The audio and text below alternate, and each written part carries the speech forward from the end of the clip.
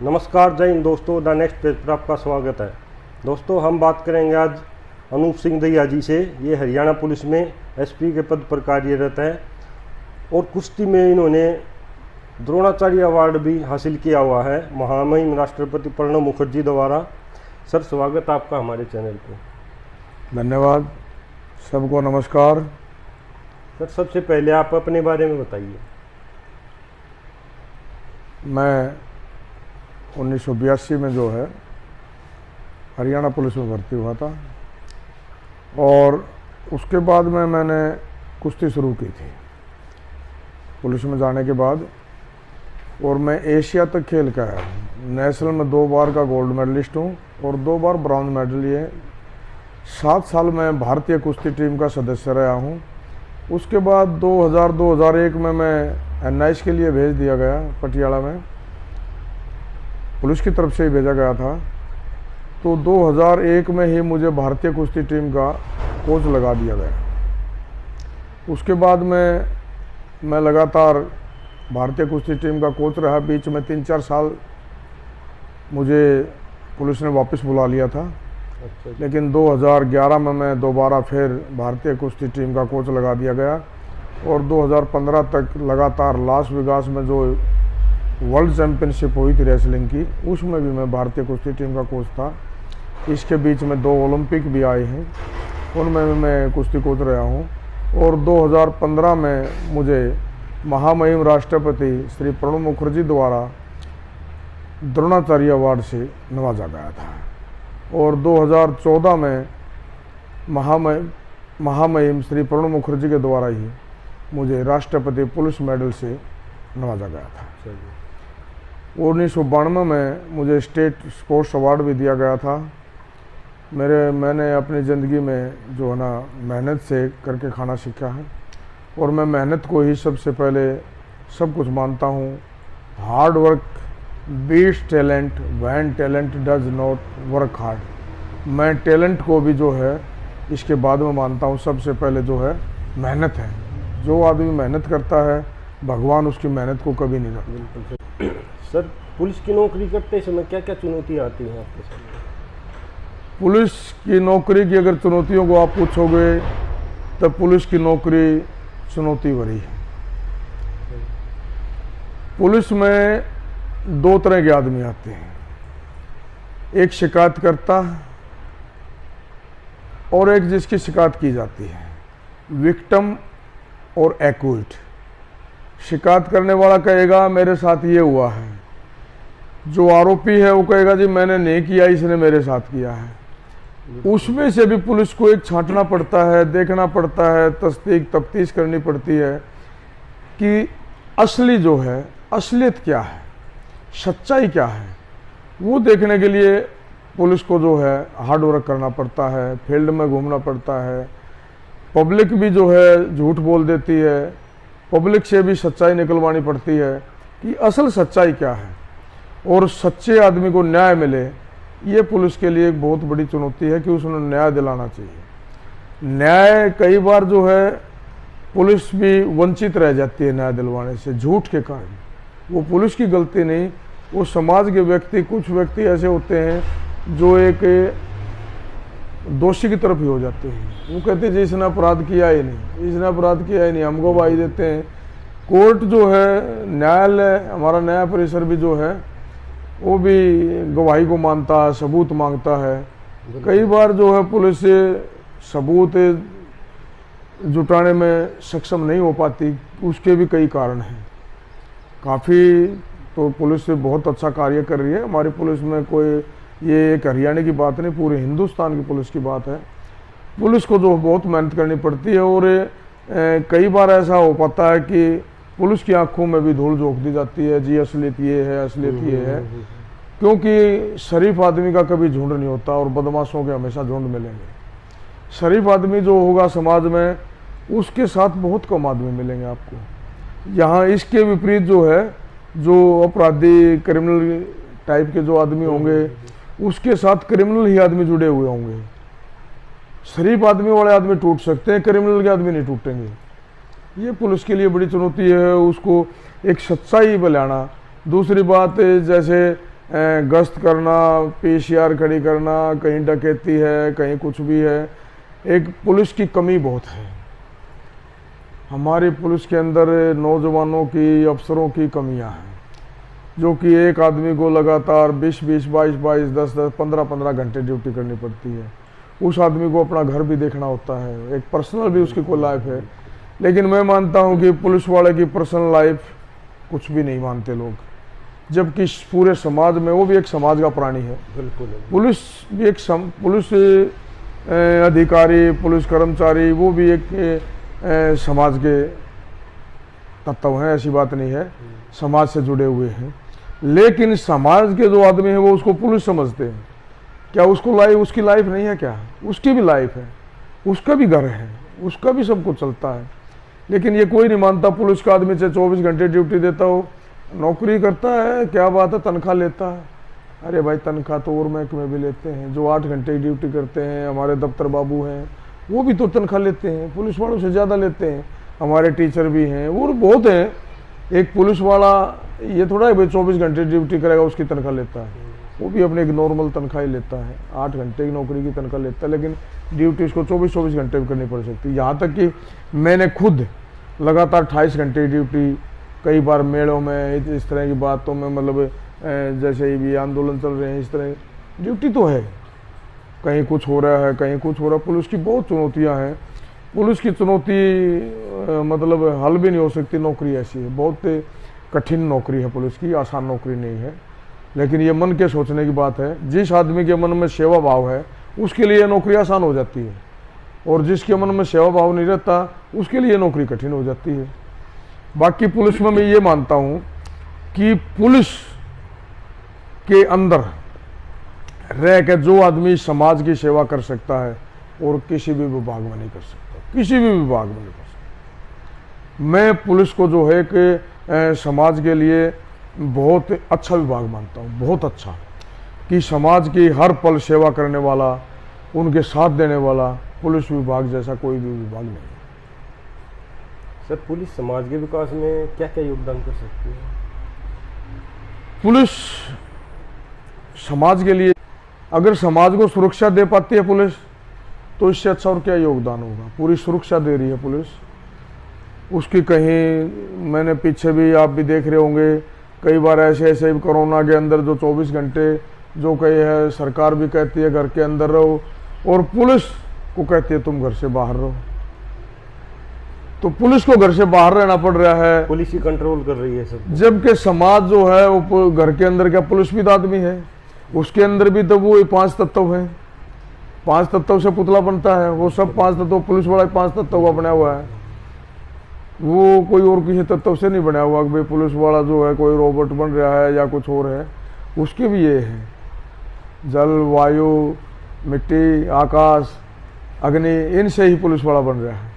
वो भी एक आदमी है, लेकिन वो ड्यूटी कर रहा है। ऐसे भी हैं जो घर वालों ने डेड बॉडी लेने से मना किया, तो वहाँ पुलिस वालों ने उसका अपने हाथों फुटवा के दाह संस्कार किया है। काफ़ी आप लोगों ने, पूरे समाज ने देखा होगा। तो पुलिस का बहुत बड़ा, समाज के लिए बहुत बड़ा योगदान है। पुलिस ना हो तो समाज में चैन अमन नहीं हो सकता।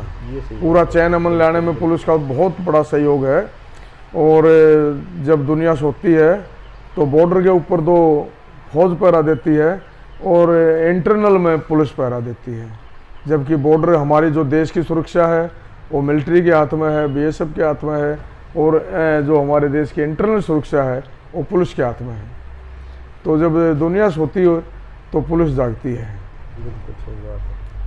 सर, कुश्ती आपने कहाँ से शुरू की, कहाँ से प्रेरणा मिली आपको कुश्ती? दरअसल मैं बचपन से जब पहलवानों को देखता था तो मेरे अंदर भी रुचि आती थी, क्या मैं भी पहलवान बन सकता हूँ। तो जब मैं मैट्रिक के पेपर दे रखे थे तो मेरा रिश्ता घर वालों ने ले लिया। अच्छा जी। घर वालों ने लेने के बाद मैं, घर वालों के मन में आई, भाई लड़का शादी के लायक तो है नहीं, बच्चा हाँ लग रहा है, क्यों नहीं इसको थोड़ा घी खिलाया जाए। तो मेरे चाचा लगते थे नाते में ताराचंद पहलवान, तो मैं ताराचंद पहलवान जी के साथ अम्बाड़ा भेज दिया गया। और वहाँ हमें 2 साल के बाद में, मतलब इस लेवल पे पहुँच गए हम कि स्टेट लेवल तक पोजीशन आने का हमारा हिसाब बन गया था। उसके बाद में मेरे को घुटने में चोट लग गई थी, और मैं 2 साल बेड पर रह गया। लेकिन जो ही मैं वहाँ से ठीक होकर निकला, 85 में ठीक हो गया था, तो 86 में पहली बार मैंने नेशनल में पार्टिसिपेट किया था सावला, मेरी 4th प्लेस आई थी। उसके बाद 87 में मेरा ब्रॉन्ज मेडल आया, 88 में मैं किन्हीं कारणों से नहीं जा पाया। 89 के अंदर मेरा फिर पिंपरी पूना में हुआ था नेशनल, वहाँ गोल्ड आया। 90 में जमशेदपुर में हुआ था टाटा नगर में, वहाँ मेरा ब्रॉन्ज आया। 91 के अंदर जो है वाराणसी काशी नगर में हमारी नेशनल चैम्पियनशिप हुई थी, वहाँ पर मेरा गोल्ड मेडल आया। 92 में जो ओलंपिक बार्सिलोना ओलंपिक था उसके कैंप में था, तो वहाँ जब हम पार्टिसिपेट के लिए गए तो वहाँ मेरे जो है ना पैर फट के चोट लग गई यहाँ अंदर। अच्छा जी। तो मैं वहाँ ओलंपिक के अंदर क्वालिफाई नहीं कर पाया। और इसके बीच बीच में व्याधियाँ तो आती रहती हैं, पहलवानों को चोट लगना और कुछ कई बार डाइट ठीक से ना मिलना, कई बार गाइडलाइन में थोड़ी बहुत कमी रह जाना। लेकिन मैं एक मेहनत वाली बात जो है, मैं शुरू में भी कह चुका कि मेहनत जो है वो रंग लाती है। आप मेहनत करिए, मेहनत करिए, मेहनत एक दिन जो है ना आपको निखार देगी। आप किसी बात से मत घबराइए, आप सिर्फ एक लक्ष्य रखिए, हार्ड वर्क, मेहनत। आप हमेशा जो है पक्का सफल होंगे। बिल्कुल। मेहनत से वंचित मत रहिए, मेहनत भी ये करिए, उसके साथ आपको जो है टाइम टेबल आपका ठीक होना चाहिए, प्रैक्टिस जो है टाइम से करना और सारा काम जो है। और इसी के बल पर मैं पहलवानी में कामयाब होया, इसी के बल पर मैं नेशनल में और 92 में जो है 92 में मुझे स्टेट स्पोर्ट अवार्ड से नवाजा गया था हरियाणा सरकार के द्वारा। बाकी मैंने हालात तो ओलंपिक लड़ने के भी थे, काफ़ी रह जाती हैं कमियां किसी किसी कारण से। उससे पहले मेरे गुरुजी भी 89 में अम्बाड़ा में शहीद हो गए थे, ताराचंद पहलवान। जब सर से कोई हाथ उठ जाता तो फिर जो है ना आदमी, ये जो मेहनत है ना ये दबाव की है, अपनी मर्जी से बहुत कम होती है, दबाव होना बहुत ज़रूरी है। इसमें गुरु का हो, कोच का हो, परिवार का हो, लेकिन ज़्यादातर कोच का और गुरु का ही काम करता है। बच्चा यहाँ बशर्ते उसका आज्ञा का पालन करने वाला होना चाहिए। सर आप पुलिस में भी हो और कुश्ती में भी हो, दोनों में कोई आपका, दोनों में से कोई आपका एक्सपीरियंस, कोई अनुभव रहा है जो आप शेयर करना चाहते हो हमारे साथ, ताकि लोगों को पता चले, वो मोटिवेट हो? हाँ, देखो आदमी को कभी काम से नहीं झिझकना चाहिए। ये बात नहीं है मैंने कभी पुलिस की ड्यूटी नहीं की हो, मैंने रात को भी ड्यूटी की है, मैंने दिन में भी ड्यूटियाँ की हैं। जहाँ लॉ एंड ऑर्डर की कहीं भी ज़रूरत पड़ी मैं ड्यूटियों में गया हूँ और मैं हर रैंक में रहा हूँ, हर रैंक में ड्यूटी, लेकिन वहाँ भी मैंने अपनी प्रैक्टिस नहीं छोड़ी। पुलिस के साथ साथ गेम करना बहुत अच्छी बात है, क्यों? नौकरी के बिना तो फिर हमारे डाइट का, घर को भी चलाना है, नौकरी तो कोई ना कोई करनी ज़रूरी है। खिलाड़ी के लिए आज के दिन बहुत ज़रूरी है नौकरी। इतना किसी के गांव में कोई ऐसा धंधा नहीं जो खिलाड़ी कर सके, अगर वो धंधे में घुसेगा तो वो खेल नहीं कर सकता, इसलिए उसके लिए नौकरी ज़रूरी है। रही पुलिस वाली नौकरी की बात, पुलिस में व्याधियाँ बहुत हैं, ड्यूटियाँ भी बहुत हैं। वहाँ कोई एसपी के ऊपर बात होती है, किसी खिलाड़ी में मेहरबान हो जाए, मेरे ऊपर अधिकारी बहुत मेहरबान रहे हैं। मैंने जिस अधिकारी से जो टाइम मांगा तो मुझे टाइम टू टाइम मिला है। बाकी 7 साल मैं इंडिया टीम में कैंप में भी रहा हूँ, वहाँ तो चलो कैंप में जाने के बाद तो हम प्रैक्टिस ही करते हैं। डाइट भी भारत सरकार की अच्छी थी, लेकिन जो ग्राउंड लेवल पर जो डाइट खिलाड़ी को दी जाती है वो कई बार अवेलेबल नहीं हो पाती है। वहाँ सरकार भी थोड़ी बहुत जो है ना उसकी तरफ ध्यान दे तो वो चीज़ भी सुधर गा सकती है। जो खिलाड़ी की जो शुरुआत है ना वो भी बहुत कठिन है। उसमें शुरुआत में जैसे बच्चे को ए आ ई ऊ सिखाते हैं, इसी तरह खेल भी एक ऐसा ही हुनर है। खेल में भी शुरुआत सिखाने पड़ता है उसको, उसके लिए डाइट भी ज़रूरी है, उसके लिए टाइम भी ज़रूरी है। अगर डाइट नहीं मिली तो उससे भी उसके जो है ना शरीर कमज़ोर पड़ जाएगा, पीला पड़ जाएगा, कोई बीमारी हो जाएगी। उसके लिए प्रॉपर खुराक की ज़रूरत है, और प्रॉपर खुराक जितनी मेहनत करेगा उसके साथ साथ वो सत्र बढ़ता चलाएगा। सपोर्ट्स में बता रहा था ग्राफ है, आज यहाँ हमारा एक पहलवान यहाँ बैठा है, और ओलंपिक सत्र का पहलवान यहाँ, इतना फर्क है उसमें, देखो कितना फर्क है। उस पहलवान को हमने यहाँ तक ले जाना है या किसी भी खिलाड़ी को यहाँ ले जाना है, क्यों? जो ओलंपिक का मेडलिस्ट है वो इस सत्र पर परफॉर्मेंस में है और हमारा जो मेडल वाला नहीं है वो यहाँ सत्र में है। तो ये एक ग्राफ है, उसको ये नहीं कि हम यहाँ से सीधा चढ़ा दें, नहीं। उसके लिए हमारे 4 साल का, 2 साल का, 3 साल का हमने जो है एक शेड्यूल तैयार करना पड़ता है। उसके हिसाब से हमने क्या क्या कराना पड़ता है। यहाँ से ये ग्राफ चला, वो इतना चढ़ा, कोई भी जितने भी परफॉर्मेंस हो सीधे नहीं चढ़ती, डाउन अप जरूर, डाउन जरूर आएगी। लेकिन हमारे कोच की ड्यूटी क्या है कि हमने ये देखना है कि मेरा खिलाड़ी पीक पे कब आएगा। और उसके अगर मान लिया हमारा जो टूर्नामेंट का प्रोग्राम है वो मान लिया हमने 18 तारीख का है और मेरा खिलाड़ी पीक पाएगा 25 तारीख ने, क्या काम आएगी? मुझे नहीं काम आएगी। उससे पहले जो हमारा शेड्यूल चल रहा है, जो प्रोग्राम चल रहा है, उसकी पीक को बीच में थोड़ा डिस्टर्ब करके हमने 18 तारीख को उस पर पीक पर ले आना, ये कोच की ड्यूटी बनती है। ये खिलाड़ी का काम नहीं। खिलाड़ी को पता नहीं होता मैं कब पीक पे हूँ कब नहीं हूँ, ये कोच ने देखना पड़ता है। उसकी प्रैक्टिस को देख कर, उसके हाव भाव को देख कर, उसको चेहरे को भाप पे। एक कोच सिर्फ मेहनती नहीं, कोच एक साइकोलॉजिस्ट भी होता है। कोच हो, उस्ताद हो, उसको साइकोलॉजी हो, चेहरे को देख कर पढ़ना है, वो कोच माना जाएगा। ऐसे नहीं लाठी ठाई चलो करो करो करो करो मरो मरो, नहीं। उसके साइकोलॉजिस्ट होना भी कोच के लिए जरूरी है। जब वो ग्राफ चलेगा ना, ग्राफ के अनुसार जो है परफॉर्मेंस अप डाउन। एक बार खिलाड़ी डाउन पक्का आएगा, ये नहीं हो सीधा चला जाए, नहीं जाएगा, ऐसा कभी नहीं जाएगा। ये मेरा दावा, ग्राफ से चलेगा खिलाड़ी, चाहे डाउन कम आओ। अगर डाउन नहीं आया तो वो अप नहीं जाऊंगा, जो रुक गया तो वो फिर अप नहीं करेगा, थोड़ा डाउन अप। हाँ, हो सकता है डाउन कम अप ज्यादा, डाउन कम अप ज्यादा, ऐसे जाएगा। डाउन जाएगा जरूर, जाएगा। उसके लिए ऐसा है ना, जो लगातार प्रैक्टिस में डाउन होकर ही थोड़ा अप होगा। कई बार हम देखते खिलाड़ी को, खिलाड़ी भी सोचता यार मैं इसको हरा लेता था, आज मैं इससे डाउन हो गया। वो डाउन जो है ना, उसकी परफॉर्मेंस जो है डाउन आती है। और जो पीक वाले, कई बार हम सोचते हैं यार मैंने इसको वहाँ उस कंपटीशन में हराया था, आज मैं इसने हरा लिया, तो उस टाइम वो डाउन फॉल में होता। कोच की जो ड्यूटी है, कोच का जो काम है, वो प्रैक्टिस के साथ साथ, अभ्यास के साथ साथ ये भी देखना पड़ता है कि भाई मेरा खिलाड़ी मैंने कंपटीशन के टाइम पे पीक पर लाना है, जब उसकी पोजीशन अच्छी आएगी। सर, आप सामाजिक कार्यों में भी भाग लेते हो, उसके बारे में बताइए थोड़ा सा। समाज के कार्यों में आदमी ने जरूर साथ रहना चाहिए। समाज के बिना हमारे पास कुछ नहीं है। समाज के कार्यों में जैसे मैं देखता हूँ, मैं एक दिन वृद्धाश्रम में चला गया, वहाँ मैंने काफ़ी देखे आ रहे, उनको मच्छर खा रहे थे और कुछ कर रहे थे। मैंने उसको वृद्धाश्रम वालों से बातचीत की, आप कैसे हैं, किस किस परिवार से हैं, हम क्या मदद कर सकते हैं। चाहे मैं अकेला ना कर सकता, मैं 4 भाइयों को और जोड़ गए। वो बोले जी मच्छर खा रहे हैं, जाड़ी जुड़ी नहीं है। तो मैंने उसको जो भी कुछ मतलब अपनी तरफ से, मैंने कहना नहीं चाहिए, आदमी ने करता रहना चाहिए समाज के लिए, उनके मच्छरों का इंतजाम किया और करना भी चाहिए। वो वृद्धाश्रम में इसीलिए आ रहे हैं कि उनके पास कोई पीछे सहारा नहीं है। काफियों की संतान कुछ ऐसे हमारे वृद्धाश्रम और अनाथालय किस लिए खोले गए हैं, ये हमारे संतानों में संस्कारों की कमियां हैं।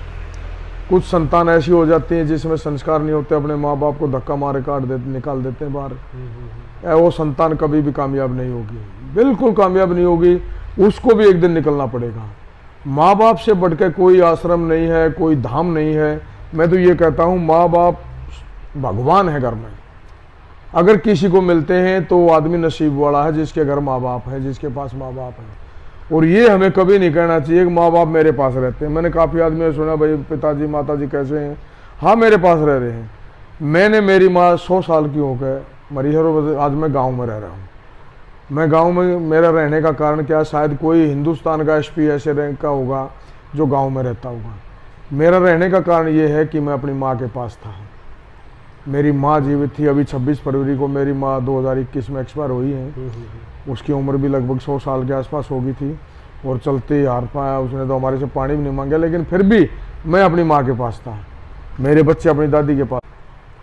तो माँ बाप की सेवा करनी चाहिए। रही समाज वाली बात है, समाज में हमारी गौएँ भी हैं। वो एक हमारे देसी भाषा में कहते हैं कि भाई इंसान तो झोली वाला मांगता है, और वो बिना झोली के मांगते हैं, मांगते नहीं है, उन्हें भी आस है, इंसान से आस है, सब कुछ भगवान ने इंसान को दिया है, तो हमें उनका भी ध्यान रखना चाहिए।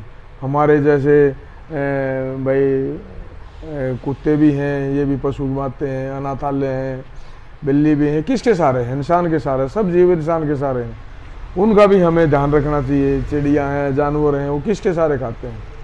इंसान से खाते हैं। इंसान कमाने वाला, भगवान ने जो इंसान को बुद्धि भी दी है कमाने, तो समाज से मैं ये कहूँगा जुड़ा रहना चाहिए। मैं समाज से बहुत जुड़ा हुआ हूँ, मैं गौशाला में भी जाता हूँ, मैं अनाथालय में जाता हूँ, मैं वृद्ध आश्रम में भी जाता हूँ, मैं हमारे आश्रम मंदिर है उनमें भी जाता हूँ बिल्कुल। और जो मेरे से बन पाता है, जिसे मेरी श्रद्धा है, मैं दान भी करके आता हूँ। सर, चलते चलते क्या कहना चाहोगे आप पुलिस को और पहलवानों को, क्या मैसेज देना चाहोगे अपनी तरफ से? मैं पुलिस को और पहलवानों को मैं सब खिलाड़ियों को बोलूँगा। पहलवान तो चलो मैं रहा हूँ इस फील्ड में, लेकिन जो एक खिलाड़ी के लिए ज़रूरत होती है, वो पहलवान के लिए जो भी ज़रूरत है वो सब खिलाड़ियों को ज़रूरत होती है इस बात की। बॉक्सर भी है, बड़ा हार्डवर्क की ज़रूरत पड़ती है, एथलीट हैं उनको भी हार्डवर्क की ज़रूरत पड़ती है, बास्केटबॉल है, वॉलीबॉल है, कितने गेम है जो बिना मेहनत के कोई भी गेम नहीं है। रेसलिंग में ऐसा थोड़ा चोट लगने का ज़्यादा अंदेशा रहता है, बॉक्सिंग ऐसा है चाहे हारो जीतो चोट खानी पड़ती है, तो वो भी टफ गेम है। ऐसे नहीं कि भाई कोई आसान गेम है, टफ गेम है हमारे सारे। बास्केटबॉल में मैंने देखा काफ़ी भाइयों के घुटने ख़राब हो जाते हैं, वॉलीबॉल में जंप कितना बार लिया जाता है, उसमें भी इंडोरेंस की भी ज़रूरत है, फ्लेक्सिबिलिटी की भी ज़रूरत है। तो मैं ये कहता हूँ अपने खिलाड़ियों को भी, सबसे पहले मैं खिलाड़ियों को कहूँगा कि आप गुरुओं का आदर करो, अपने कोचेज को सब कुछ मानो, माँ बाप का आदर करो, समाज के बुजुर्गों का आदर करो, आशीर्वाद लो उनसे, वो भी बहुत ज़रूरी है। किसी की बद्दुआ मत लो, बहुत ज़रूरी है। और एक सामाजिक प्राणी बनकर रहो। ये जो हमारे कुछ खिलाड़ियों के आ जाते हैं भाई ऐसे वैसे, नहीं, खिलाड़ी का काम नहीं कि समाज में गंदगी फैलाना, ये खिलाड़ी का काम नहीं है। खिलाड़ी का काम है एक समाज को अच्छी राह देना, अच्छी सेवा करना। उनका देश में जब नाम रोशन किया है तो उसको समाज का भी नाम रोशन किया है, तो समाज की सेवा करना भी उसका कर्तव्य बनता है। उसका समाज में जो है एक खिलाड़ी को एक अच्छा डिसिप्लिन, अनुशासन और रेगुलर पंचुअल, ये खिलाड़ी में बहुत ज़रूरी है, खासियत होनी चाहिए। अगर खिलाड़ी को ग्राउंड पर 10 मिनट लेट गया तो मैं उसको खिलाड़ी नहीं मानता, उसको आत्मग्लानि भी आओगी, यार मैं लेट आया हूँ क्या करूँ। तो एक दिन अगर ख़राब हो जाता खिलाड़ी का तो वो 10 दिन पीछे चला जाता है। 10 दिन को कवर करने के लिए कितनी मेहनत करनी पड़ेगी, वो क्यों नहीं एक दिन टाइम पर अपना आए, तो उसको 10 दिन के लिए और हार्डवर्क ना करना पड़े। वो अपने कोई मेहनत मत छोड़ दो। अगर कहीं रिश्तेदारी में, ब्याह शादियों में जाना है, कोई बात नहीं, एक आधी बार हो जाता, जाना पड़ सकता है, लेकिन अपनी मेहनत ज़रूर करो। वहाँ भी ग्राउंड है, कोई ऐसी जगह नहीं, हर शहर में, हर उसमें स्टेडियम है, सारे ग्राउंड हैं। अगर पूरा अभ्यास नहीं कर सकते तो 20% 30% ज़रूर करके आओ, कुछ न कुछ उसको सब एक्टिविटियों पता होता है। और वो दोबारा कहता हूँ अपने कोचेज का, अपने गुरुओं का, अपने माता पिता का, चाचा ताऊ का, परिवार का, समाज का सम्मान करो। जो अगर उसकी आज्ञा पालन नहीं करोगे तो आपको कुछ भी नहीं मिलेगा। रही पुलिस के लिए बात, पुलिस वाले मैं अपने अधिकारियों से तो क्या कहूँगा, मैं अपने साथी जो मेरे से हैं, मेरे साथी काफ़ी ऐसे रहे हैं जिनको मैंने देखा भी है, जो 24-24 घंटे, 20-20 घंटे, 18-18 घंटे, उनको त्यौहार पर छुट्टी नहीं मिलती पुलिस को। जो भी त्यौहार होता है पुलिस का थाने में मनाया जाता है, पुलिस लाइन में मनाया जाता है। बाकी दुनिया अपने घर दिवाली मना रही है, होली मना रही है, ईद मना रही है, और पुलिस वाला लठ लें ड्यूटी पर खड़ा है। वहाँ सबसे ज़्यादा शिकायतें त्यौहार को जाती है, हमारा चोट मार दी, माथा फोड़ दिया, खास करके होली दिवाली पे दारू पी के दड़ूंगा करना, हुड़दंग करना। और ये पुलिस के लिए चेतावनी है। लेकिन भाइयों को कहूँगा कि पुलिस की जब वर्दी पहनी है ना, तो उसको परेशानी मत मानिए। उसको जो है इस भगवान ने ये खाकी वर्दी दी है पहनने के लिए, इसका मान सम्मान रखिए, इसका आदर रखिए। और जो कई भाई हमारे पुलिस की वर्दी में रह के भी हमने खाकी का खौफ, इस तरह जो है ना मीडिया भी कई बार उछाल देती है, जैसे थोड़ी बात हो तो उसको बहुत बड़ा बना देती है। ऐसी बात नहीं है, पुलिस के अंदर सेवा भावना बहुत है। पुलिस सेवा भाव नहीं करती तो समाज चैन अमन से नहीं जी पाता। और मैं पुलिस वालों से आज दोबारा मैं ये अपील करूँगा कि मेरे भाई जो है ईमानदारी से वो अपनी ड्यूटी दें, अनुशासन में रहें, सीनियर को सीनियर माने, जूनियर उसके आदेश की पालना करे। तो पुलिस महकमे जैसा कोई महकमा नहीं है। आपको भगवान ने इतना अच्छा महकमा चुन के दिया, आप इस काबिल बने हैं, तो समाज की जितनी भी सेवा कर सकते हो पुलिस से ज़्यादा कोई सेवा नहीं कर सकता। मैं पुलिस की बड़ी टफ ड्यूटी है, तो मैं अपने भाइयों से ये कहूँगा कि खाकी पहन ली तो इसकी दिक्कत ना माने। भाई सबसे बड़ी बात है, आप 24 घंटे ड्यूटी दें, 20 घंटे ड्यूटी दें, उसको अपना कर्तव्य समझें, भार ना समझें। ये हमारा कर्तव्य है, मैंने इसके लिए वर्दी पहनी है, मैं ये काम करूँगा, मैं समाज की सेवा करूँगा। और मुझे तो बड़ी खुशी मिलती है, मैं सही बताऊँ, मैं पुलिस की नौकरी करके बहुत खुश हुआ हूँ। और मैं ऊपर वाले का शुक्रगुजार करता हूँ, उस अपने गुरु ताराचंद पहलवान का भी शुक्रगुजार करता हूँ कि उसने पहलवानी में और पुलिस में मेरे को रहने की जो है प्रेरणा दी। बाकी मुझे काफ़ी प्रेरणा और लोगों से भी, अपने यारे पैरों से भी मिली है, मेरे दोस्तों से भी मिली है, मेरे माँ बाप से भी मिली है, मेरे चाचा ताऊ से भी मिली है, बाकी परिवारों से भी मिली है, रिश्तेदारों से भी मिली है, कोचों से भी मिली है, कोचिज़ों ने भी मेरा बहुत साथ दिया है। मुझे कोई ऐसा नहीं होया, कभी मुझे ऐसा फील नहीं होया कि रास्ते में मुझे कोई रोड़ा बन के आया हो। मुझे बहुत अच्छा लगा यार पुलिस की नौकरी से। तो मैं अपने भाइयों को ये कहूँगा, जब आपने खाकी पहनी है तो 24 घंटे ही परवाह ना करें, अपनी ड्यूटी दें और पीड़ित की मदद करें। थैंक यू सर हमारे साथ जुड़ने के लिए। धन्यवाद। तो दोस्तों, ऐसी ही मोटिवेशनल वीडियो देखने के लिए आप हमारे चैनल को शेयर सब्सक्राइब करिए। मिलते हैं द नेक्स्ट पेज पर। Thank you. जय हिंद। नमस्कार, जय हिंद दोस्तों। द नेक्स्ट पेज पर आपका स्वागत है। दोस्तों, ज़िंदगी में हमें कभी भी हिम्मत नहीं हारनी चाहिए, बल्कि डट कर उनका मुकाबला करना चाहिए। ऐसे ही हमारे साथ जुड़ी हुई है अनीता दुहन जी। अनीता जी, स्वागत आपका हमारे चैनल नमस्कार पे। जी, स्वागत है। मैम, सबसे पहले आप अपने बारे में बताइए हमें।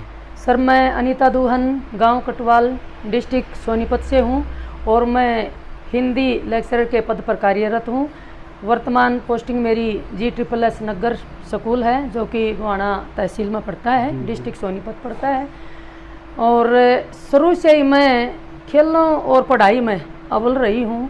खेलों में बड़ी रुचि रही है सर मेरी। स्कूल टाइम पर भी मैं खो खो की नेशनल प्लेयर रही हूँ और फिर कॉलेज टाइम में भी स्पीडो कॉलेज से लगातार 3 बार बेस्ट एथलीट रही हूँ। और खेलों में होने की वजह से मुझे बड़ा आत्मबल मिला, जोश जुनून जज्बा, और जीत और हार का जो डिफरेंस होता है उसको मैंने बड़ी बखूबी से वहाँ से सीखा है। और मेरे जीवन में काफ़ी उतार चढ़ाव आए। मैं बताती हूँ कि सन 1994 में मेरी शादी मास्टर रणधीर सिंह दुहन कटवाल निवासी से हुई। 10 फरवरी दिन शुक्रवार था। तो शादी होने के बाद मुझे बड़ी प्रॉब्लम से गुजरना पड़ा, काफ़ी परिस्थितियों से मुझे जूझना पड़ा। तो उनका थोड़ा मैं जिक्र करती हूँ, क्योंकि अपनी माताओं और बहनों के लिए मैं बताना चाहता हूँ कि अपने जीवन में संघर्ष करना पड़ता है।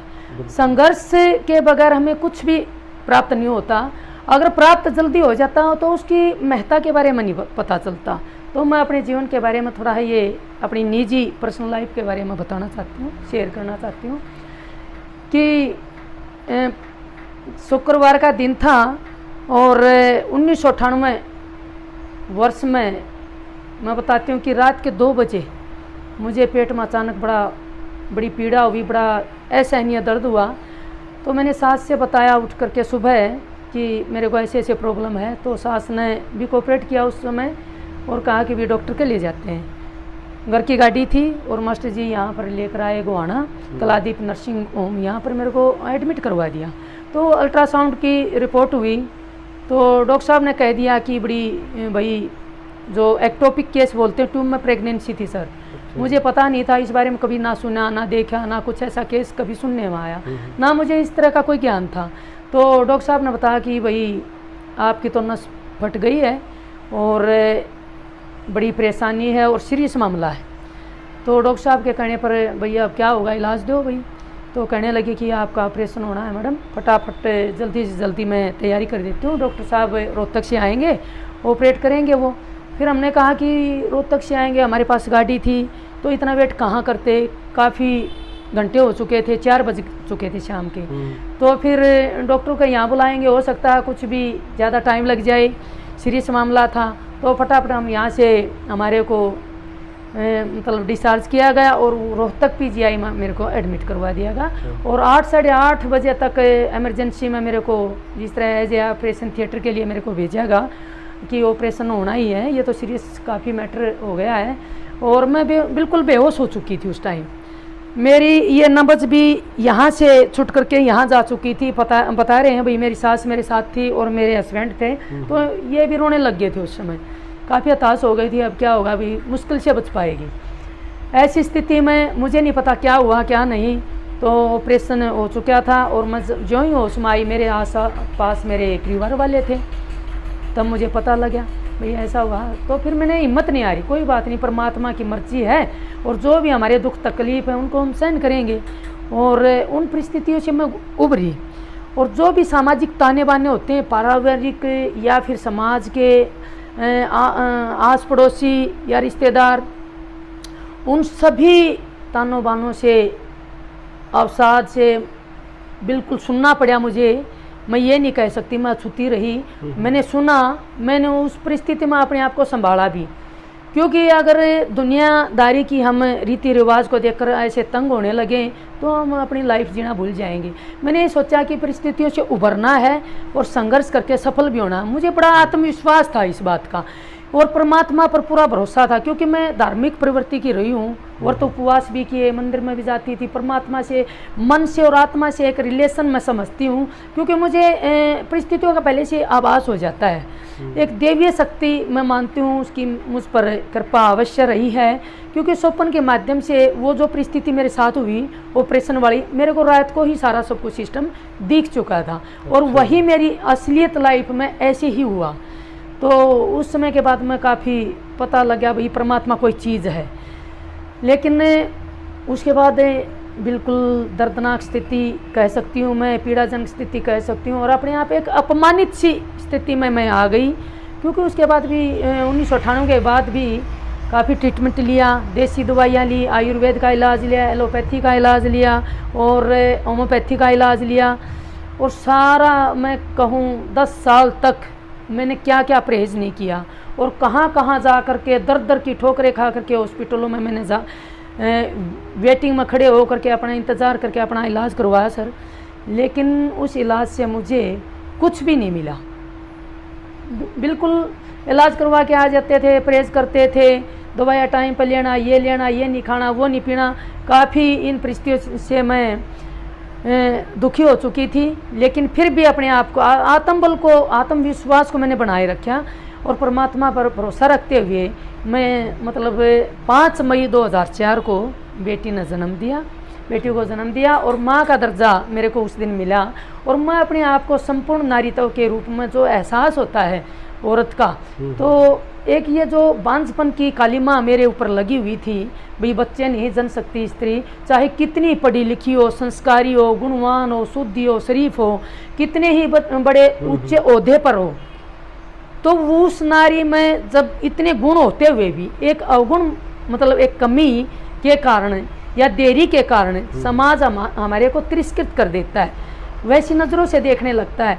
यहाँ तक मैं बता दूँ कि पहचान एक इस टाइप से की जाती है कि भाई देखो वो मैडम, वो मास्टरनी जिसको बच्चे नहीं हुए, वो उनके घर ऐसा है, मतलब एक पहचान सी समाज में बना दी जाती है। बड़ी अटपटी लगती, करते भी तो क्या करते, मजबूरी थी, परिस्थितियों को हम झेल रहे थे। लेकिन एक कटु अनुभव मुझे उनसे मिला और परिस्थितियों को झेलते हुए, सहन करते हुए अपने जीवन पथ को आगे ले चलते हुए और मैं एक दिन कामयाब हुई। परमात्मा की मुझ पर असीम कृपा हुई और बेटी को 5 मई 2004 को बेटी को जन्म दिया और मैं बड़ी खुश थी, परिवार वाले सब खुश थे और मैं सारी पीड़ा को उस झटके में भूल गई। भाई पीछे क्या है, पिछली पास्ट लाइफ को मैं भूल चुकी थी। और फिर क्या हुआ सर, अपने बच्चे के साथ हंसी खुशी से हम परिवार में लालन पालन अच्छा हुआ बच्ची का।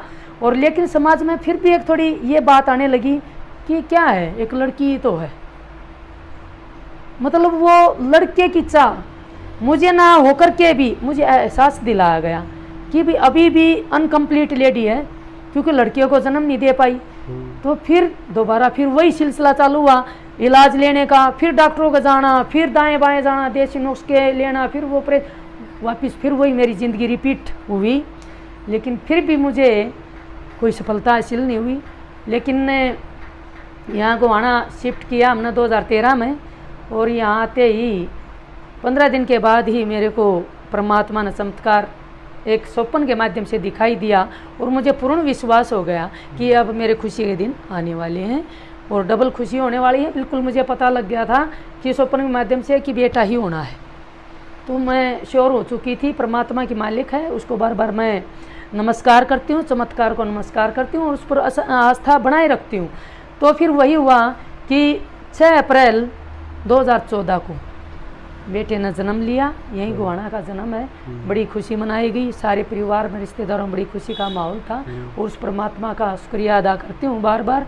और मुझे एक पूर्ण स्त्री, तो एक पूर्ण नारी का दर्जा मुझे मिला, समाज में एक्सेप्ट किया समाज ने मुझे। तो ये बड़ी एक विडंबना ही कहूँगी मैं जीवन की स्त्री के लिए। अगर वो बच्चों को ज़्यादा जन्म देती तो भी मुश्किल, अगर वो लड़कियों का जन्म बार बार देती है, उसके तो हाथ में नहीं होता, कुदरत की माया है, लेकिन फिर भी दोषी स्त्री को ही बनाया जाता है। तो ऐसा समाज में नहीं होना चाहिए। स्त्री भी किसी की बहू है, बेटी है, बहन है, प्रेमिका है, जो भी है, हर रिश्ते को वो निभा रही है अच्छी तरीके से। उसमें वो जो गुण हैं उनका आदर तो देखो सर होना ही चाहिए, और उसका साथ देना चाहिए। और मैं कहती हूँ कि मास्टर जी ने मेरा बहुत साथ दिया, ये कदम कदम पर मेरे साथ रहे, और इन्हीं की वजह से मैं सारा ट्रीटमेंट लेते हुए थक हार के बैठ जाती है भी हौसला मुझे देते थे, काफ़ी प्रेरणा मिली। और इसके साथ साथ भी देखिए सर 1993 को मेरी शादी हुई। 1994 में 1 साल के अंदर मैं सरकारी जॉब में आ गई थी। सरकारी जॉब में आने के साथ साथ मैंने अपनी जॉइंट फैमिली था, 4 भाई हैं, ये 4 बहनें हैं मास्टर जी, और सास थी, ससुर, मौसी जी, सारा बड़ा फैमिली था। तो उसमें जॉब करते करते मैंने अपने परिवार के साथ बड़ी एडजस्टमेंट की। ये ना कह दें कि भाई मतलब पढ़ी लिखी है या जॉब करती है, नखरे किसी प्रकार के नखरे नहीं, इनके साथ एडजस्टमेंट करके चलना था। वो मैंने बहुत किया, और जो मेरे को एक परिवार का प्यार दुलार भी मिला इस वजह से। और मैं अपनी एजुकेशन के बारे में बता दूं, मैं MA MPhil हिंदी से और D.Ed B.Ed हूँ। इसमें मास्टर जी का काफ़ी सहयोग रहा। और मेरे परिवारजनों में गांव हाट की बेटी हूँ, डिस्ट्रिक्ट जींद से हूँ। 4 भाई बहनों में 3 भाई हैं, सारे भाई जॉब पर हैं, और मैं भी चौथी इकलौती बहन हूँ। और मास्टर जी मेरे पिताजी हुआ करते थे, और माता जी भी हमारी काफ़ी मेहनत के साथ, क्योंकि हम छोटे छोटे थे, हमारे पिताजी एक्सपायर हो चुके थे, हमें पिताजी का इतना लाड प्यार नहीं मिला। लेकिन हमारी माता फुलपति नरवाल जो गांव रिंडाना से थी, अब वो एक्सपायर हो चुकी हैं। बड़ी वेदना के साथ कहना पड़ा, अब कोरोना काल में 11 मई को माता जी एक्सपायर हो। लेकिन हमारी माता ने हमारे को इतने अच्छे संस्कार दिए सर, इतनी मेहनत हमारी माता ने हमारे लिए की। कहा कि कुछ मत करो, बस अपनी पढ़ाई करो, सफल हो जाओ। तो माता से हमें बचपन से ही बड़ी प्रेरणा मिली सर, मजबूती के साथ उन्होंने हमारे को बांधा, और उनकी वो उस संघर्ष को देखते हुए हमें बड़ा कुछ मिला। मैं अपनी माता से बड़ी ही प्रेरित रही हूँ, और स्कूल टाइम से मैं खेलों में बड़ी रुचि थी, फिर कॉलेज टाइम में, और अब भी मैं गेम्स करती हूँ सर। एक गेम्स करना और अपनी दिनचर्या के साथ अपने आप को ढालना, तो मैं ये मानती हूँ कि अपने में जो भी हॉबी है ना उसको निखारना होता है। बच्चों के साथ जुड़े रखे हैं। भैंसवाल कला मेरी 8 साल की जॉब रही है एज ए लेक्चरर, वहाँ पर भी बच्चों को, लड़कियों को खासकर कोच की व्यवस्था की वहाँ पर, और लड़कियों को कोचिंग दिलवाई सर। खो खो में करवाती, नेशनल लेवल तक की भी लड़कियाँ तैयार की। रेसलिंग में भी लड़कियाँ साथ में मैं मिल करके हेल्प करती थी, और बच्चियों को काफ़ी मेहनत करवा करके काफ़ी मेडल लड़कियाँ लिया करती थी। रेलवे में भी भर्ती हो चुकी हैं लड़कियाँ। तो अब मैं ये मानती हूँ कि मेरा जो संघर्ष है सफल है, और इस परमात्मा को मैं बड़ा धन्यवाद करती हूँ। और सभी महिलाओं से भी मैं, बहनों, छोटी और बड़ी बहनों को भी ये कहना चाहती हूँ कि आप अपना जीवन से निराश मत होइए। परिस्थितियों यहाँ हमें झुका देती हैं, विनम्र बना देती हैं, लेकिन उनसे हमने सीख लेनी है और उस रास्ते को हमने चैलेंज करते हुए अपने जीवन पर आगे बढ़ना है और अपने जोश और जुनून को एक होश के साथ जीना है और अपनी हॉबी ज़रूर बनाए रखें ताकि हम उसके साथ अपनी मतलब दिनचर्या ठीक रख सकें। जैसे मैंने स्पोर्ट्स की बनाए रखी है और स्पोर्ट्स में अब भी मैं नेशनल स्टेट लेवल पर नेशनल लेवल पर मेडल जीत कर ले आती हूँ। और 2010 में मलेशिया कोलालमपुर में 8 दिसंबर को मैंने सिल्वर मेडल जीता था जेवलिन थ्रो में सर। एशियाड अपनी मास्टर्स चैम्पियनशिप थी वहाँ पर, तो बड़ा मायने रखता है ये। इंडिया की तरफ से मैंने पार्टिसिपेट किया था और मैं लगातार 35+ आयु वर्ग से मैं खेलों में भाग ले रही हूँ। और अब भी मैं जिम में डेली जाती हूँ सुबह 5 बजे, 1-1.5 घंटा वहाँ प्रैक्टिस करती हूँ ताकि अपने आप को फिट रख सकूँ।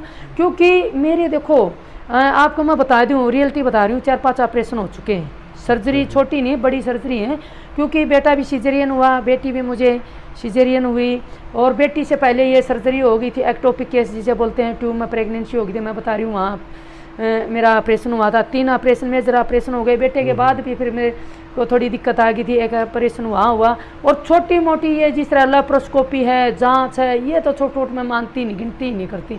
तो इस तरह की जटिल परिस्थितियों से मैं उभरी हूँ सर। और आपका बहुत बहुत धन्यवाद, आपने मेरे को इस मोटिवेशनल मोमेंट्स में मेरे को शामिल किया। आपका बहुत बहुत धन्यवाद प्रवीण सर। और आप इस बारे में कुछ भी पूछना चाहते हैं आप पूछ सकते हैं। एक्चुअल रिपोर्ट में आपको अभी आपको अवार्ड भी मिलने वाला है। हाँ जी बिल्कुल, उसके बारे में हाँ जी 5 सितंबर 2021 को मेरे को अवार्ड मिलने वाला है। क्योंकि अभी हमारी कौन सा अवार्ड मिलने वाला है? ये स्टेट टीचर अवार्ड है सर। स्टेट टीचर हाँ, इसमें ऑलराउंडर एक्टिविटी देखी जाती है। अच्छा जी। हाँ, इसमें मतलब गेम भी आता है, इसमें एजुकेशनल वो मतलब हमारी क्वालिफिकेशन भी आती है बच्चों का। हमने एक्टिविटी में किस किस में भाग दिया, कितनी अचीवमेंट है हमारी, पर्सनल अचीवमेंट भी देखी जाती हैं इसमें, ACR वगैरह, रिजल्ट वगैरह। और इसमें हमने क्या एफर्ट किया है और ट्रेनिंग कितनी ली है, उसका क्या फ़ायदा हमने समाज को, अपने बच्चों को पहुंचाया है। तो ये सारा सब कुछ इसमें काउंट होता है सर। हाँ, तो अब 22 जुलाई 2021 को अभी लिस्ट हमारी आउट हुई है 44 मेंबर्स की और 4 गोहाना से। उन 4 गोहाना में से मेरी भी एक 7वें नंबर पर लिस्ट में मेरा नंबर है। पूरे हरियाणा में 44 हुए? हाँ जी, पूरे हरियाणा में 44 मिले हैं। तो उनमें से एक मेरा भी नाम दर्ज हुआ है। हाँ जी।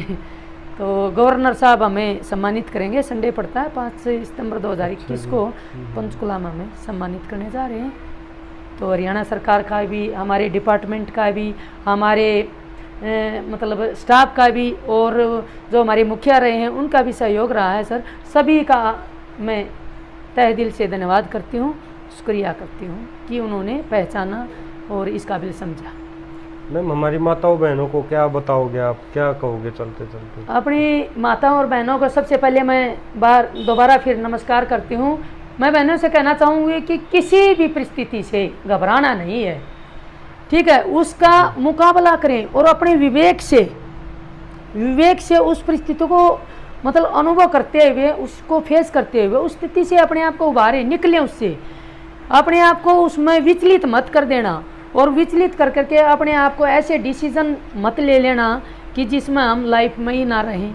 कई बने इतनी सोच के भावुक हो जाती। देखो, कई परिस्थितियाँ भावुक ज़रूर कर देती हैं, लेकिन अपने मनोबल को बनाए रखना, उन परिस्थितियों से अपने आप को निकालना और अपना प्रयास ज़रूर करना है। जो भी अपना प्रयास है उसको कायम रखें और अपनी एक शरीर के साथ मेहनत अवश्य करें। उसमें या योगा करें, प्राणायाम करें, मेडिटेशन करें या स्पोर्ट्स करें या जॉगिंग करें, ठीक है सर। अपने मतलब हेल्थ से संबंधित अवेयर जरूर रहें, क्योंकि लेडी की बड़ी प्रॉब्लम रहती है, वो ना अपने लिए समय नहीं दे पाती और अपने घर परिवार बच्चों के लिए उसी में लगी रहती है, तो अपने आप को भूल जाती है। मैं सबसे पहले कहती हूँ कि अपनी डाइट और फाइट, अगर हम अच्छी डाइट लेंगे तो हम फाइट कर पाएंगे। अगर हमारे में ये शरीर में कमजोरी है तो हम फाइट कहाँ से कर पाएंगे। और फाइट करना ये एक संघर्ष है और संघर्ष ही हमारा जीवन है और जीवन जीना एक कला है। जिंदगी को बिताना अलग बात है, जिंदगी को जीना एक कला के साथ वो बहुत ही अच्छा मायने रखता है। हाँ, सबसे बड़ी बात है सर। तो मैं ये कहना चाहूँगी अपने पर भी अवश्य समय दें, मैं जहाँ भी रहती हूँ, और वहीं एक खुशनुमा माहौल होना चाहिए। हंसकर जीना है, मैं रोकर नहीं जीना। ठीक है, कई बार परिस्थितियां हमें रुला देती हैं, बिल्कुल ठीक है, लेकिन रोने के बाद अपने आप को मेंटेन करो, उस स्थिति से उभर कर हमने जीना है, हंसकर जीना है। तो एक हंसमुख अपने में एक मिलनसार के जो स्वभाव होता है, ऐसे खुश रहिए। और अंदर का जो दर्द है उसको सब आगे गाने की जरूरत नहीं है, रोने की आवश्यकता नहीं है। कोई नहीं किसी का दर्द बटाता, सच्चाई है, जीवन का कटु अनुभव है सर। ठीक है, 1 मिनट के लिए बता लेंगे, 2 मिनट के लिए, लेकिन जो हमारे अंदर हमारे जहन में जो एहसास है, उस एहसास को कोई नहीं समझता। ये सच्चाई है, बिल्कुल सच्चाई है। तो सच्चाई को स्वीकार करना पड़ेगा, और उस सच्चाई के साथ अपने आप को ना समाज में एक बोल्ड, मतलब मैं ये कहूँगी कि अच्छे व्यक्तित्व के साथ अपने आप को बाहर कर लाना पड़ेगा। लेडी को मजबूत होना पड़ेगा, अपने इरादों से मजबूत होना पड़ेगा। बिल्कुल। हाँ जी, कमज़ोर का सहारा कोई नहीं बन के आता। और जब हम स्ट्रोंग होते हैं, जब हमें किसी चीज़ में हम सफल हो जाते हैं सर, बधाई देने वालों को ताता लगता है, काफ़ी ये लगता है अच्छा ये भी अपना है, ये भी अपनी लाइन में, ये भी अपनी लाइन में। जब हमें दुखी होते हैं, कमज़ोर हो जाते हैं, तो उस समय तो कोई कोई विरला ही होता है जो हमें साथ दे पाता है। आत्मबल ही, आत्मविश्वास ही उस टाइम आता है भाई काम। नहीं तो कई माताएं बहनें बेचारी गरीबी लगा लो, या फिर समाज के ताने बाने लगा लो, या फिर आत्मबल कमज़ोर होने की वजह लगा लो, तो वो कुछ गलत सोच जाती हैं, सुसाइड तक कर जाती हैं। अपने आप को आत्मदाह के लिए या मतलब जला लेना, या फिर भाई फांसी ले लेना। तो मैं अपनी बहनों से हाथ जोड़कर कहती हूँ कि ऐसा कदम बिल्कुल भी ना उठाएं। और समय हमेशा एक सा नहीं रहता, समय बदलता रहता है, कभी दिन है तो कभी रात है, कभी बादल छाते हैं तो हटते भी हैं। तो उस परमात्मा पर जो हमारी सर्वोच्च पावर है, सुप्रीम पावर है, उस पर अवश्य आप विश्वास बनाए रखना। वो परमात्मा हमें रास्ता दिखा देता है, और वो हमें सब कुछ देता है। कहते हैं ना कि भगवान के घर देर है अंधेर नहीं है, ये बिल्कुल सच्चाई है sir. Thank you. Okay sir, thank you sir. दोस्तों, अगर एक भी माता बहन इस वीडियो से प्रेरित होती है, मोटिवेट होती है, तो हम ये समझेंगे कि हमारा वीडियो बनाने का उद्देश्य पूरा हुआ। चैनल को सब्सक्राइब ज़रूर करना। Thank you. जय हिंद दोस्तों, मिलते हैं दाने।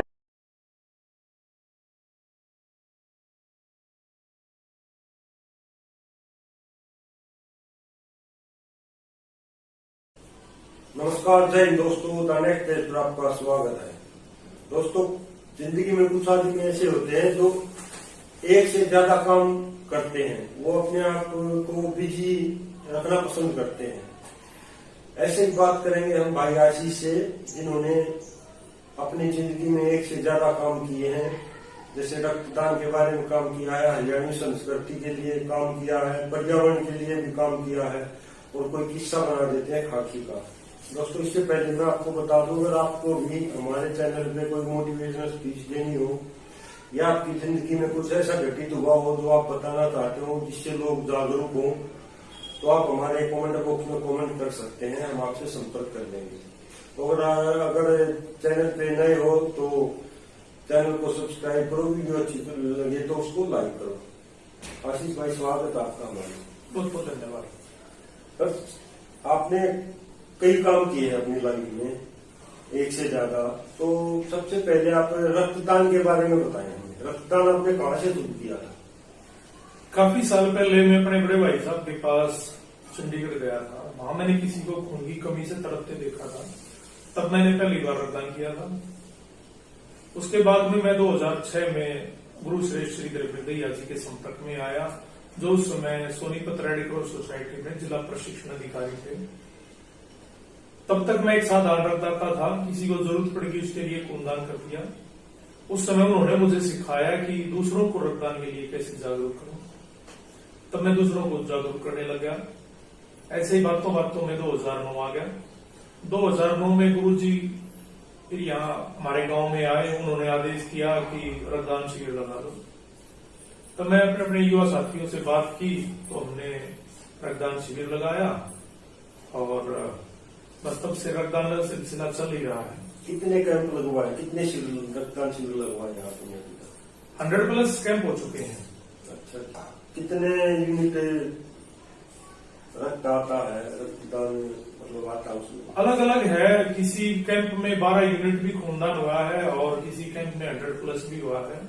हर कैंप का अपना एक अलग अलग अनुभव होता है। तो औसत सी अगर हम लेके चले तो 70-80 के आसपास हो जाती है। मतलब 7-8 हजार यूनिट आपने मान के चलो, गिनती तो कभी की नहीं इसकी, लेकिन अंदाजा सही है कि 7-8 हजार लोगों ने तो खूनदान कैंपों में किया होगा।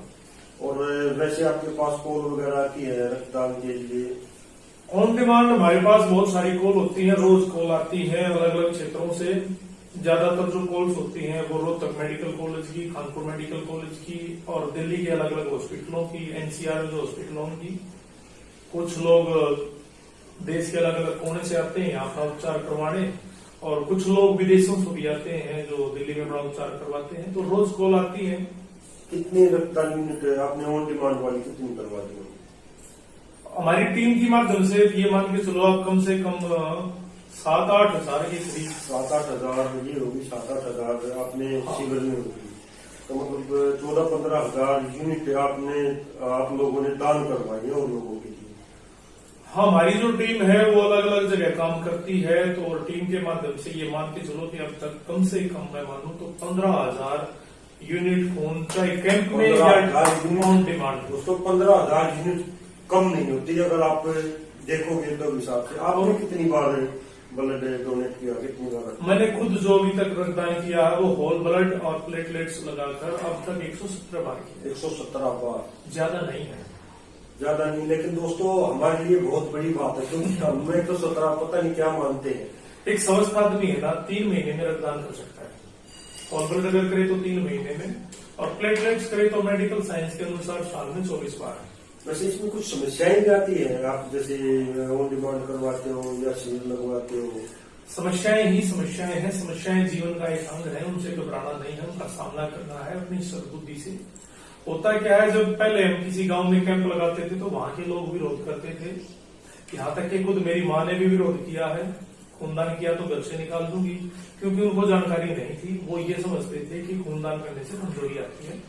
अब अधिक समस्याएं नहीं है। अब समस्याएं ये होती हैं, कई बार ऐसा ग्रुप मिल जाता है, वो ग्रुप हजारों में किसी का होता है, उसको ढूंढना पड़ता है।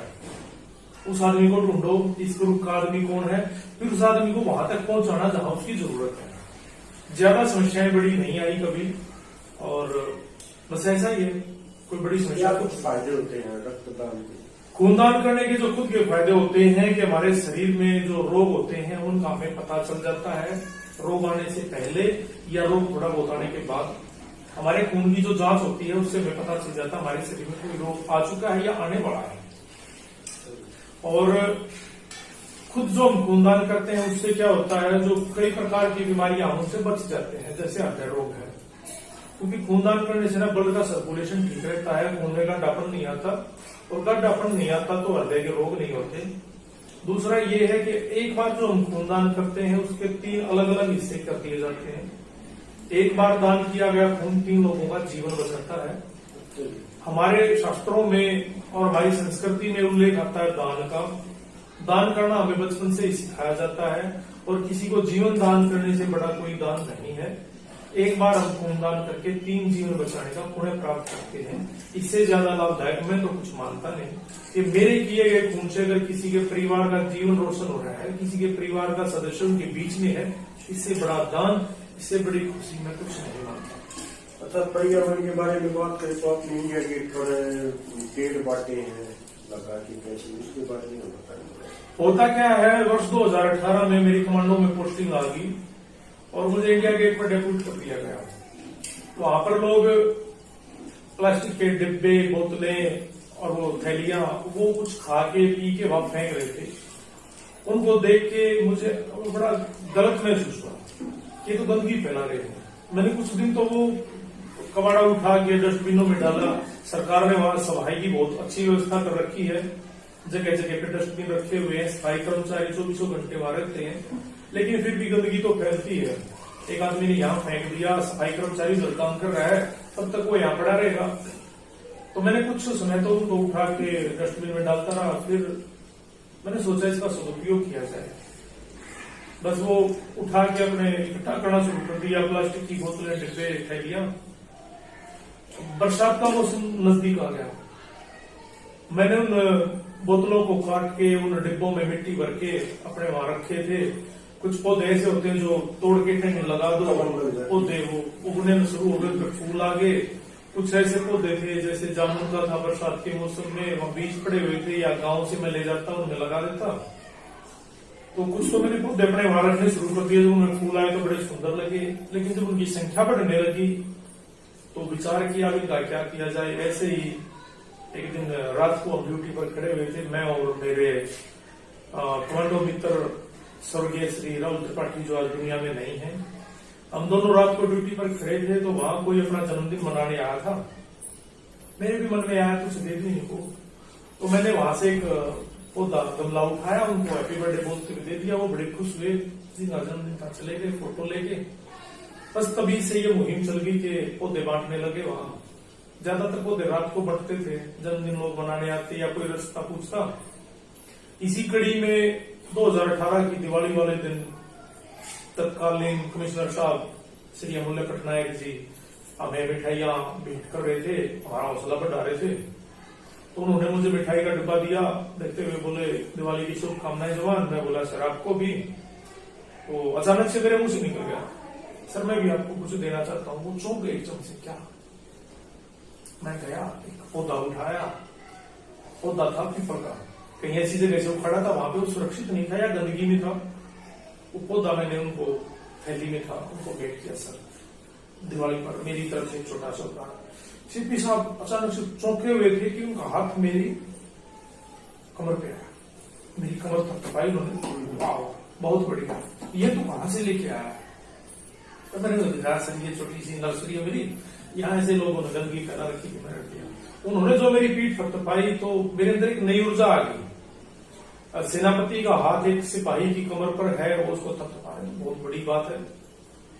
बस फिर तो हौसलों पे पंख लग गए, पौधे बांटते गए। और फिर गांव में भी मैंने यहाँ घर पे भी अपनी छोटी सी नर्सरी बना ली, बच्चों को सिखाया। कोई उपलक्ष्य होता है, किसी का जन्मदिन, वैवाहिक वर्षगांठ या कुछ, तो पौधे लगाते हैं, बांट देते हैं।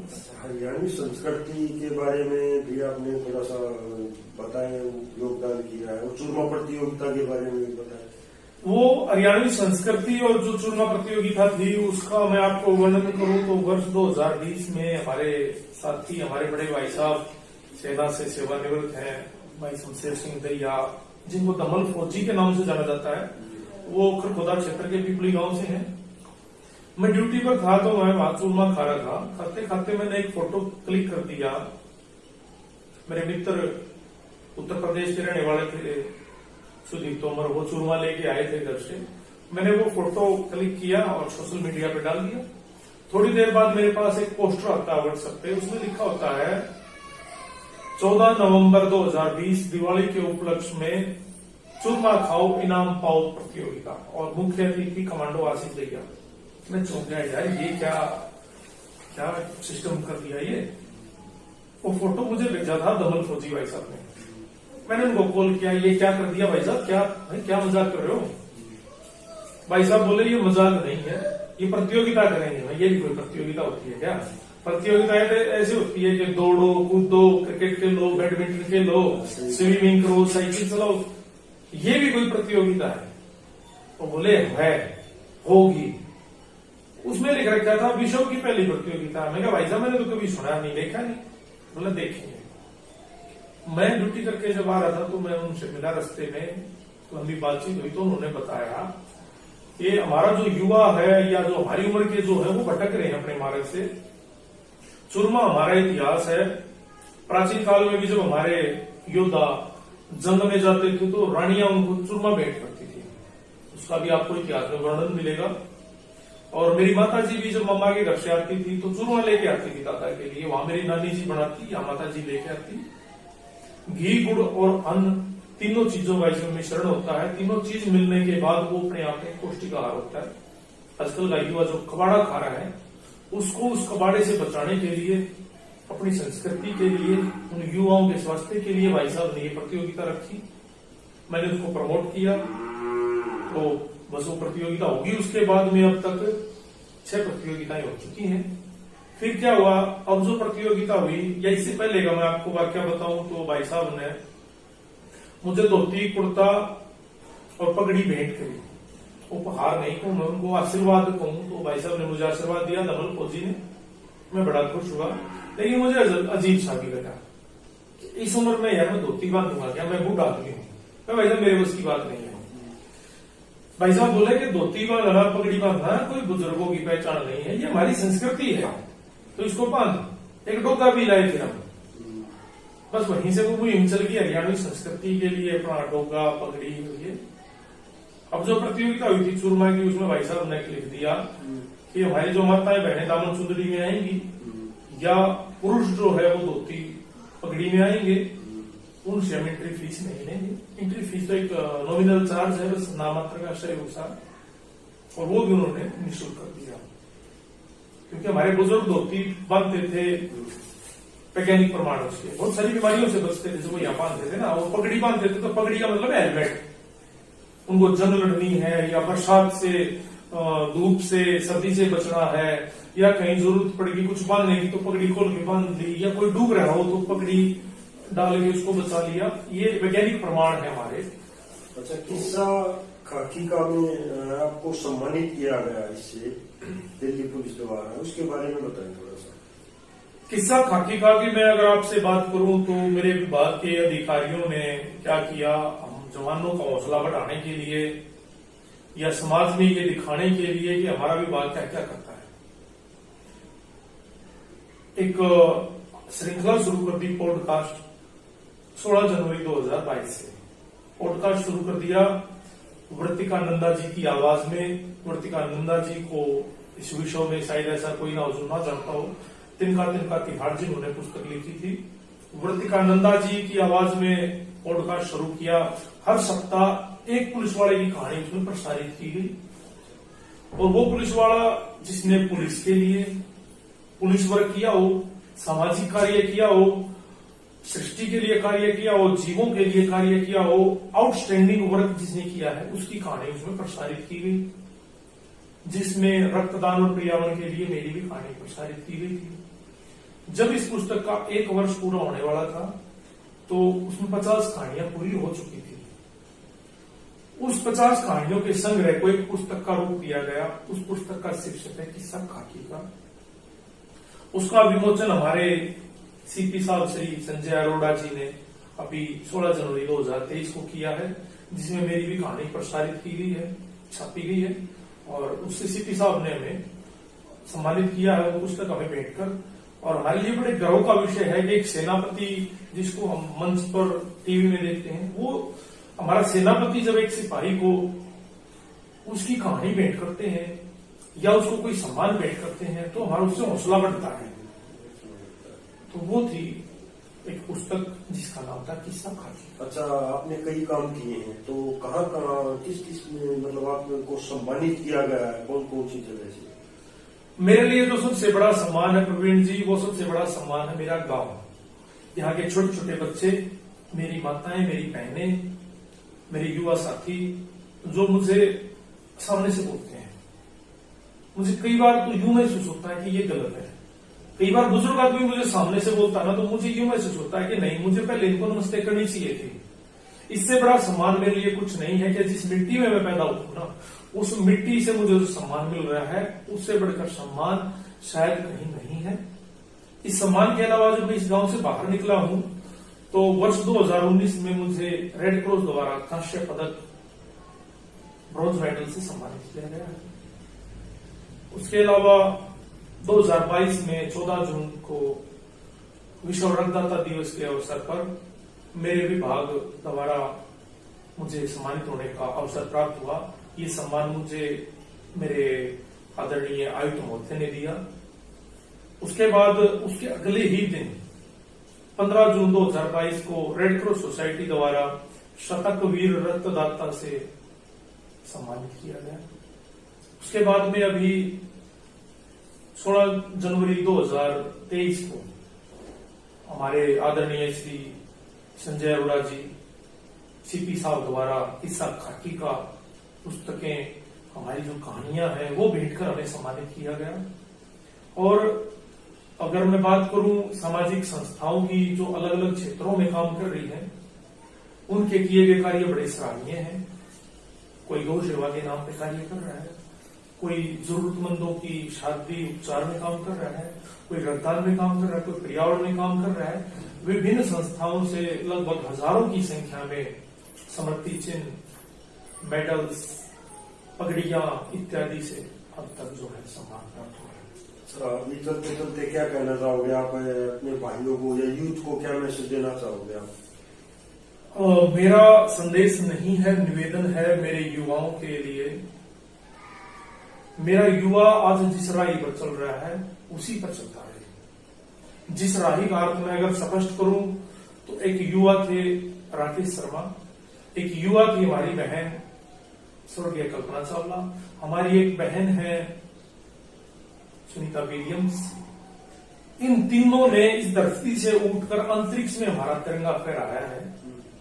और युवाओं की अगर मैं बात करूं तो भगत सिंह जी, चंद्रशेखर आजाद जी, नेताजी सुभाष चंद्र बोस जी, या विदेश में जाके अपने शत्रु को मारने वाले उधम सिंह कंबोज जी, या मैं अपने गांव की बात करूं तो जीवित अवस्था में परमवीर चक्र लेने वाले हमारे पूजनीय ताऊ जी कर्नल खुशहाल सिंह दहिया जी, जिनको परमवीर चक्र से अलंकृत किया गया था जीवित अवस्था में। तो हमारे युवाओं को इनसे प्रेरणा लेनी चाहिए। युवाओं की अगर मैं आपसे बात करूं तो युवावस्था में ही मुझे ज्ञान प्राप्त हुआ था रक्तदान का। मेरे गुरुजनों के माध्यम से सहयोग किया मेरे समाज ने, मेरे परिवार ने, मेरे विभाग ने। तो युवाओं से मैं निवेदन करता हूं कि आप अपने जीवन में 3 बातों को धारण कर लो। उन 3 बातों में जो सबसे पहली बात आती है, ये हमारे जीवन की 3 अवस्थाएं हैं। पहली जो हमारी अवस्था है वो है स्वस्थ। स्वस्थ का मतलब है स्वस्थ रहना। स्वास्थ्य पर ध्यान दें, संतुलित भोजन करें, पौष्टिक आहार लें, उचित व्यायाम करें, उससे आप स्वस्थ रहेंगे। स्वस्थ रहेंगे तो पढ़ाई में भी मन लगेगा, स्वस्थ रहेंगे तो आप अपने रोजगार पर, अपनी नौकरी पर भी सही से कर पाएंगे, अपने परिवार को, अपने विभाग को समय दे पाएंगे, अपने रोजगार को समय दे पाएंगे। स्वास्थ्य के बाद में दूसरा जो शब्द आता है, जो दूसरी अवस्था आती है, वो आती है समर्थ। मैं नौकरी करता हूं, आप अपना व्यवसाय करते हैं, आप अपनी पढ़ाई करते हैं, समर्थ हो जाए। समर्थ का मतलब है धन कमाएं, नेक नियति से कमाएं, छल कपट से ना कमाएं। समर्थ जब हो जाते हैं तो हमारे जीवन की 2 अवस्थाएं पूरी हो जाती हैं, स्वस्थ और समर्थ। तीसरी अवस्था आती है, वो आती है समर्पण। समर्पण का अर्थ यहां जीवन को छोड़कर भागना नहीं है, परिवार और विभाग समाज को छोड़कर भागना नहीं है। समर्पण का अर्थ है अपनी नेक कमाई में से कुछ हिस्सा निकालकर समाज के लिए, सृष्टि के लिए, पीड़ितों के लिए, जीवों के लिए दान करें। वो हिस्सा आपका तन, मन और धन तीनों प्रकार से होना चाहिए। आपके पास तन है, मन नहीं है, कोई बात नहीं, मैं आपको बोलूं चलो रक्तदान कर दो, आप कर दो। आपके पास मन है, तन नहीं है, कोई बात नहीं, आप मुझे बोल दो कि उस आदमी के लिए ये काम कर दो, आप यहाँ सफाई कर दो, ये पौधे लगा दो। तो हमारे जीवन की ये 3 अवस्थाएं हैं, स्वस्थ, समर्थ और समर्पित। इन तीनों को अपने जीवन में धारण करें और जिस राह पर आप चल रहे हैं, दुर्व्यसनों से बचते हुए उस राह पर चलते रहें। अपना समाज में, राष्ट्र में एक अच्छा नागरिक होने का कर्तव्य दें। थैंक यू, धन्यवाद। दोस्तों, आप भी अपनी जिंदगी में एक से ज्यादा काम करने की कोशिश करें। जैसे आशीष भाई ने 3-4 काम एक साथ कर रहा है, किए हैं, तो आप भी मतलब कोशिश करो कि एक से ज्यादा काम करें। जरूरी नहीं है कि हर रोज करें, महीने 20 दिन में, थोड़े बहुत दिन में थोड़ा कोशिश करो, समाज के लिए कुछ काम करो। और अगर किसी भाई बहन को भाई की तरह अपने बारे में, जिंदगी के बारे में कुछ बताना हो या कोई मोटिवेशनल स्पीच देनी हो तो आप हमें संपर्क कर सकते हैं, हमारे कॉमेंट बॉक्स में मैसेज कर सकते हैं, हम आपसे संपर्क कर देंगे। थैंक यू, जय हिंद दोस्तों, मिलते हैं नेक्स्ट पेज पर।